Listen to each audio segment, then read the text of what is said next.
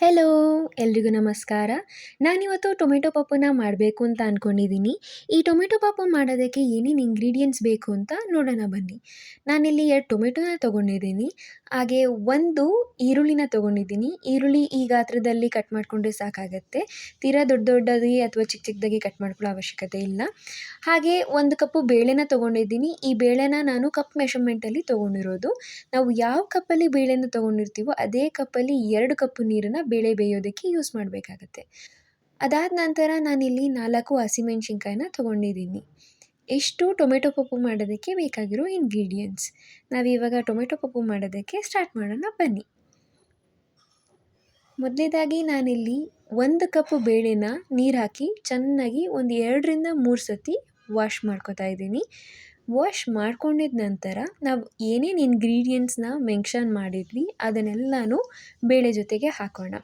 ಈರುಳ್ಳಿ, ಟೊಮೆಟೊ, ಹಸಿಮೆಣಸಿನ್ಕಾಯಿ ಈ 3ನೂ ಬೇಳೆ ಜೊತೆಗೆ ಹಾಕೋಣ. ಹಸಿಮೆಣಸಿನ್ಕಾಯಿನ ನಾವು ತೀರಾ ಚಿಕ್ಕ ಚಿಕ್ಕದಾಗೆ ಕಟ್ ಮಾಡ್ಕೊಳ್ಳೋ ಅವಶ್ಯಕತೆ ಇಲ್ಲ. ಇಷ್ಟು ಗಾತ್ರದಲ್ಲಿ ಕಟ್ ಮಾಡಿಕೊಂಡ್ರೆ ಸಾಕಾಗತ್ತೆ.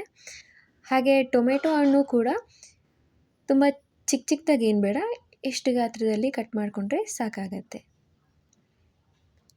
ಈ 3ನೂ ಮಿಕ್ಸ್ ಮಾಡ್ಕೊಂಡಾದಮೇಲೆ ಹಾಕ್ಕೊಂಡಾದ್ಮೇಲೆ ನಾವು ಯಾವ ಕಪ್ಪಲ್ಲಿ ಬೇಳೆನ ತೊಗೊಂಡಿರ್ತೀವೋ ಅದೇ ಕಪ್ಪಲ್ಲಿ 2 ಕಪ್ ನೀರನ್ನು ಹಾಕ್ಕೊಬೇಕಾಗತ್ತೆ.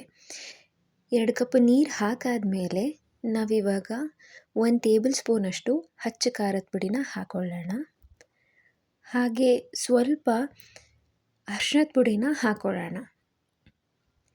ಇಷ್ಟನ್ನು ಹಾಕ್ಕೊಂಡಾದ್ಮೇಲೆ ಅರ್ಧ ಟೇಬಲ್ ಸ್ಪೂನಷ್ಟು ಎಣ್ಣೆನ ಹಾಕ್ಕೊಳ್ಳೋಣ.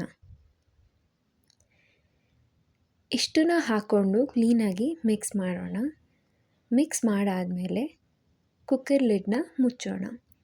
ನಾವಿಲ್ಲಿ ಎಣ್ಣೆ ಯಾಕೆ ಹಾಕಬೇಕು ಅಂತ ಅಂದರೆ, ನಾವು ಕುಕ್ಕರಲ್ಲಿ ಯಾವಾಗಲೂ ಬೇಳೆ ಬೇಯಿಸ್ಬೇಕಾದ್ರೆ ಸ್ವಲ್ಪ ಎಣ್ಣೆ ಹಾಕಿದ್ರೆ ಕ್ಲೀನಾಗಿ ಬೇಳೆ ಬೇಯುತ್ತೆ ಅಂತ.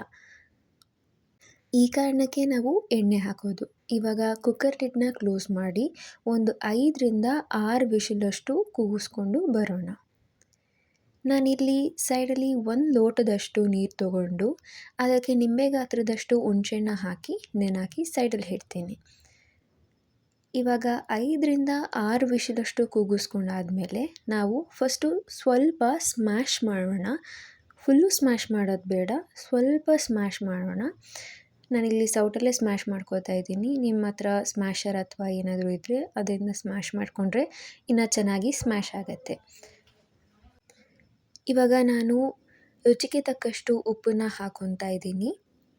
ಉಪ್ಪನ್ನು ಹಾಕ್ಕೊಂಡು ಕ್ಲೀನಾಗಿ ಮಿಕ್ಸ್ ಮಾಡ್ಕೊಂಡಾದ್ಮೇಲೆ ಹುಣಸೆಹಣ್ಣು ರಸನ ಹಾಕ್ಕೋತಾ ಇದ್ದೀನಿ. ಹುಣಸೆಹಣ್ಣು ರಸನ ಇನ್ಸ್ಟೆಂಟಾಗಿ ಬೇಕು ಅಂತ ಅಂದರೆ ಬಿಸಿ ನೀರಲ್ಲಿ ಹುಣಸೆಹಣ್ಣನ್ನ ನೆನೆಹಾಕಿದ್ರೆ ಬೇಗ ಹುಣಸೆಹಣ್ಣು ಅದರಲ್ಲಿರೋ ರಸನ ಕ್ಲೀನಾಗಿ ತೆಗಿಬೋದು. ತಣ್ಣೀರಲ್ಲಿ ಹಾಕ್ಕೋತಿದ್ದೀರಾ ಅಂತ ಅಂದರೆ ಸ್ವಲ್ಪ ಟೈಮ್ ಹಿಡಿಯುತ್ತೆ. ಸೊ ಇಷ್ಟನ್ನು ಹಾಕ್ಕೊಂಡು ಕ್ಲೀನಾಗಿ ಸ್ಮ್ಯಾಶ್ ಮಾಡ್ಕೊಳ್ಳೋಣ. ಸ್ಮ್ಯಾಶ್ ತುಂಬ ಮಾಡೋದು ಬೇಡ, ಅರ್ಧಂಬರ್ಧ ಸ್ಮ್ಯಾಶ್ ಮಾಡಿಕೊಂಡ್ರೆ ಸಾಕು. ಆವಾಗ ಬೇಳೆನೂ ಸಿಗುತ್ತೆ, ಚೆನ್ನಾಗಿರುತ್ತೆ ತಿನ್ನೋದಕ್ಕೆ. ಸೊ ಇಷ್ಟು ಸ್ಮ್ಯಾಶ್ ಮಾಡ್ಕೊಂಡು ಆದಮೇಲೆ ನಾವು ಅದಕ್ಕೆ ಸ್ಮ್ಯಾಶ್ ಮಾಡಿಕೊಂಡ್ರೆ ಸಾಕು. ಇಷ್ಟು ಸ್ಮ್ಯಾಶ್ ಮಾಡ್ಕೊಂಡಾದಮೇಲೆ ನಾವು ಇದಕ್ಕೆ ಒಗ್ಗರಣೆನ ಕೊಡಬೇಕು. ಒಗ್ಗರಣೆ ಕೊಡೋದಕ್ಕೆ ನಾನಿಲ್ಲಿ ಒಂದು ಕಡಾಯಿನ ಇಟ್ಕೊಂಡು ಅದಕ್ಕೆ ಎಣ್ಣೆನ ಬೇಯೋದಕ್ಕೆ ಹಾಕ್ಕೊಂಡಿದ್ದೀನಿ. ಎಣ್ಣೆ ಬೇಯ್ದಾದಮೇಲೆ ಸ್ವಲ್ಪ ಸಾಸಿವೆನ ಹಾಕ್ಕೊಂಡು ಅದಕ್ಕೆ ಸಿಡ್ಲೋವರೆಗೂ ಬೇಯೋಣ. ಇದಾದಮೇಲೆ ನಾನು 1 ಸ್ಪೂನಷ್ಟು ಜೀರಿಗೆ ಪುಡಿನ ಹಾಕ್ಕೊಂಡಿದ್ದೀನಿ. ನೀವು ಜೀರಿಗೆ ಕೂಡ ಹಾಕ್ಕೊಬೋದು, ಬರೀ ಜೀರಿಗೆ ಕೂಡ ಹಾಕ್ಕೊಬೋದು. ಅದಾದಮೇಲೆ ಬೆಳ್ಳುಳ್ಳಿ ಮತ್ತು ಕರಿಬೇವನ್ನ ಹಾಕ್ತಾ ಇದ್ದೀನಿ. ಇದನ್ನು ಹಾಕಿ ಕ್ಲೀನಾಗಿ ಬಾಡಿಸ್ತಾ ಇದ್ದೀನಿ. ಜೀರಿಗೆ ಪುಡಿಗಿನ್ನ ಜೀರಿಗೆ ಹಾಕ್ಕೊಂಡ್ರೆ ಬೆಟರು, ಯಾಕಂದರೆ ಸ್ವಲ್ಪ ಬೇಗ ಸೀದೋಗಿಬಿಡುತ್ತೆ ಜೀರಿಗೆ ಪುಡಿ, ಅದಕ್ಕಾಗಿ. ಇಷ್ಟನ್ನು ಹಾಕಿ ಕ್ಲೀನಾಗಿ ಮಿಕ್ಸ್ ಆದಮೇಲೆ ನಾನಿಲ್ಲಿ ಕೊತ್ತಂಬರಿ ಸೊಪ್ಪನ್ನ ಹಾಕ್ಕೋತಾ ಇದ್ದೀನಿ.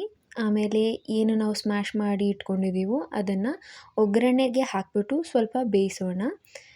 ಸೊ ಇಷ್ಟು ಬೇಯಿಸಾದ್ಮೇಲೆ ನಾವು ಲಾಸ್ಟಲ್ಲಿ 1 ಸ್ಪೂನು ಬೆಲ್ಲದ ಪುಡಿನ ಹಾಕ್ಕೊಂಡು ಕ್ಲೀನಾಗಿ ಮಿಕ್ಸ್ ಕೊಡೋಣ. ಇಷ್ಟಾದಮೇಲೆ ನಮಗೆ ಟೊಮೆಟೊ ಪಪ್ಪು ರೆಡಿ ಆಗುತ್ತೆ. ಸೊ ಟೊಮೆಟೊ ಪಪ್ಪು ಮಾಡೋದು ಈಸಿನೇ. ತುಂಬ ಈಸಿ.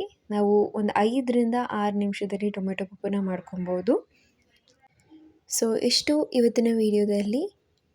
ನಾವು ಮುಂದೆ ಸಿಗ್ತೀವಿ ನೆಕ್ಸ್ಟ್ ವಿಡಿಯೋದಲ್ಲಿ.